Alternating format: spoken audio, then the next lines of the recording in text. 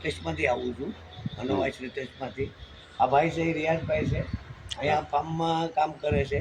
હવે આ ખેડૂતોને અત્યારે ડીએપી કે ઉરિયા વેચતું નથી મળતું.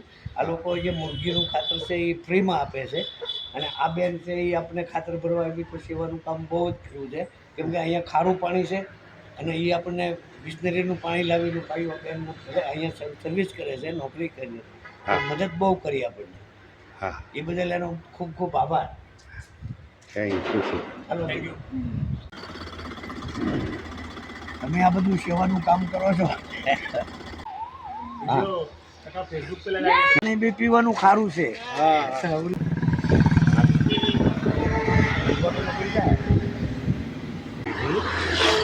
પ્લીઝ